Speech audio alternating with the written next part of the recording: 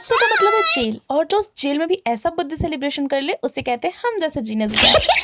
जान का बर्थडे और उसे खास ना बनाए, ऐसा कैसे हो सकता है? प्लानिंग तो कर ली थी, अब बचा था सामान लाना जिसके लिए हम निकल गए थे तैयार होकर। सबसे बड़ा काम था केक बनाना जिसके लिए हम लग गए थे शाम से ही। हमारे हॉस्टल में कुछ देर बाद सांस लेने पर भी बैन लगा दिया जाएगा। दैट द रीजन हम जीना थोड़ी छोड़ देंगे। इलेक्ट्रॉनिक गैजेट अलाउड तो नहीं थे। जान का बर्थडे केक तो बनाना ही था, बस पत्थर से बिस्किट को कूटना फड़ना चालू कर दिया। थोड़ा सा दूध मिलाया, उसको घोला, इनो डाला और डाल दिया केटल में। गाइस सिल्वर फॉइल लगाना मत भूलना, नहीं केक से पानी पानी हो जाएगा। बस जितना जल्दी हो सका हमने केक का बैटर तैयार किया, सिल्वर फॉइल लगा के केटल में डाल दिया। हॉस्टल में केटल का होना ऐसा है जैसे भरी गर्मी में रेगिस्तान में पानी की एक बोतल होना। हमारे जीने मरने का एक सहारा बस ये हमारा केटल ही तो है। बस अब केक पकने में 1 आध घंटे तो लग ही जाएंगे, तब तक हम चले गए डेकोरेशन करने के लिए। मेरा काम बस बलून फुलाना था क्योंकि बलून इन सबसे फूलते ही नहीं। बस कुछ ही देर में बर्थडे की सारी डेकोरेशन हो गई थी और बर्थडे गर्ल भी आ गई थी। सीरियसली हमारे इतने सारे एफर्ट देख के हमारी बर्थडे गर्ल इमोशनल हो गई। मैंने सीरियसली वरमाला गायब होते देखा था, पर हर बर्थडे में एक चाकू कहाँ गायब हो जाता है। चाकू भी मिल गया, कैंडल भी जल गई और बर्थडे सेलिब्रेशन स्टार्ट हो गया।